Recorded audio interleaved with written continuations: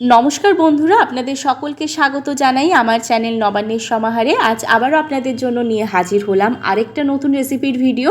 আজকে বানাতে চলেছি দারুণ স্বাদের একটা পিঠের রেসিপি। শীতের মরশুমে পিঠে যদি থাকে তাহলে কিন্তু কোনো কথাই হবে না।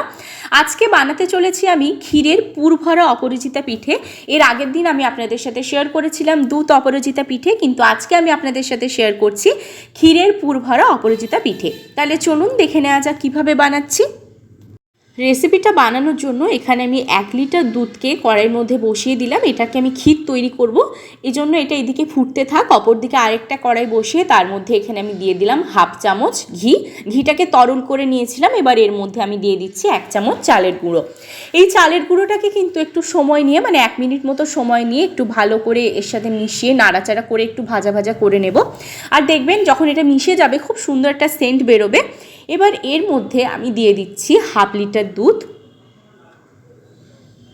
এখানে আমি 1/2 লিটার দুধ দেওয়ার পর ভালো করে এটাকে মিশিয়ে নিচ্ছি, তার কারণ এখানে অনেক দলা পাকিয়ে যেতে পারে দুধটা দেওয়ার পর, সেজন্য সঙ্গে সঙ্গে খুব ভালো করে এটাকে নাড়াচাড়া করে মিশিয়ে নিতে হবে। এবার এর মধ্যে আমি দিয়ে দিচ্ছি বড় চামচের 1 চামচ পাউডার দুধ। দেখুন অনেকটাই কিন্তু ঘন হয়ে এসেছে। এরকমভাবেই কিন্তু এটাকে নাড়াচাড়া করতে হবে, অনবরত এটাকে নাড়াচাড়া করে যেতে হবে, না হলে কিন্তু দলা পাকিয়ে যেতে পারে। সেজন্য কিন্তু এইভাবে সময় নিয়ে আমি এটাকে নাড়াচাড়া করতে থাকছি। এবার এর মধ্যে আমি দিয়ে দিচ্ছি অল্প পরিমাণ নুন। যেহেতু মিষ্টি একটু জিনিস, সেজন্য তার মধ্যে অল্প একটু নুন থাকলে কিন্তু বেশ ভালো লাগে খেতে।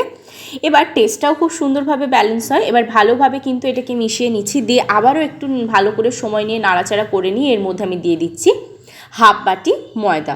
ময়দাটা এর মধ্যে দিয়ে দেওয়ার পর ভালো করে নাড়াচাড়া করে নেব। নাড়াচাড়া করে নেওয়ার পর কিন্তু এবার এটাকে আমি একটা ডোতে পরিণত করব। দেখবেন যখন কড়াই ছেড়ে দেবে তখনই কিন্তু বুঝতে পারবেন যে ডোটা একদম হয়ে গেছে। আর এরকম অবস্থায় আমি এর মধ্যে দিয়ে দিচ্ছি ছোট চামচের 4 চামচ মতো চিনি। আমি এখানে ছোট চামচের ব্যবহার করেছি। আর অবশ্যই কিন্তু মিষ্টিটা আপনারা আপনাদের স্বাদ অনুযায়ী ব্যবহার করবেন, তা না হলে কিন্তু মানে মিষ্টির পরিমাণ তো সবাই একই রকম খান না, কারণ কেউ বেশি খান কেউ কম খান। সেজন্য চিনিটা সবসময় আপনারা আপনাদের স্বাদ অনুযায়ী ব্যবহার করবেন। ওইটা ওইদিকে কিন্তু হয়ে গেছে। এবার অপর দিকে এদিকে দেখুন যে দুধটাকে আমি ক্ষীর করার জন্য রেখেছিলাম, সেটার মধ্যে আমি দিয়ে দিলাম 2টো এলাচ, আর দিয়ে দিলাম এখানে পাউডার দুধও দিলাম চামচ মেপে 2 চামচ, আর দিয়ে দিচ্ছি এখানে আমি চিনিটাও এখানে স্বাদ মতো ব্যবহার করেছি। আপনারা আপনাদের স্বাদ অনুযায়ী ব্যবহার করবেন। এবার ভালো করে আরেকটু নাড়াচাড়া করলেই কিন্তু ক্ষীরটা একদম তৈরি হয়ে যাবে। আর অপর দিকে যে ডোটা আমি তৈরি করেছিলাম সেটাকে আমি ঠান্ডা করে নিয়েছি একটা পাত্রের মধ্যে ঢেলে।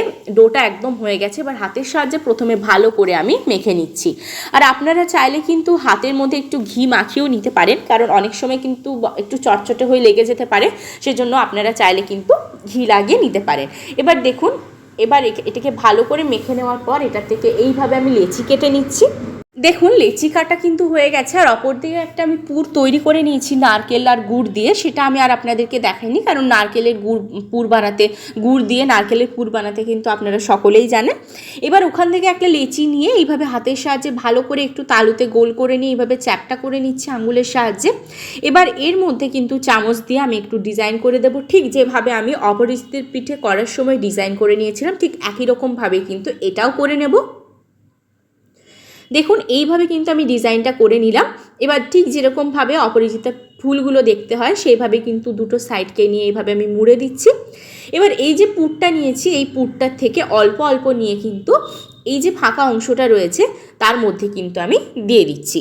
দেখুন একটু গোল করে নিলাম। গোল করে নেওয়ার পর এই যে ফাঁকা অংশটা রয়েছে এর মধ্যে কিন্তু আমি দিয়ে দিচ্ছি। দেখুন এইভাবেই কিন্তু তৈরি হয়ে গেল ক্ষীরের পুরভরা অপরাজিতা পিঠে। কত সুন্দর দেখতে লাগছে দেখুন। এইভাবে কিন্তু প্রত্যেকটা পিঠে আমি তৈরি করে নেব।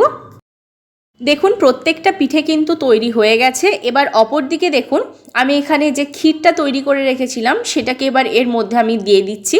চামচ চামচ করে দিয়ে দিচ্ছি, একসাথেই সমস্তটা দিচ্ছি না। আমি এখানে চামচ মেপে প্রথমে কয়েক চামচ দিয়ে দিলাম। কয়েক চামচ দিয়ে দেওয়ার পর একটু আমি এটাকে ফুটিয়ে নিয়ে 1 মিনিট মতো এর মধ্যে যে পিঠেগুলো তৈরি করেছিলাম সেগুলো কিন্তু এক এক করে আমি দিয়ে দিচ্ছি, যাতে পিঠেগুলো একটু সেদ্ধ হয়ে যায়। সেই জন্য দিয়ে এবার এটাকে আমি ঢেকে দিচ্ছি কিছুক্ষণের জন্য। দেখুন ফিরে এলাম কিছুক্ষণ পর, এগুলো কিন্তু সেদ্ধ হয়ে গেছে।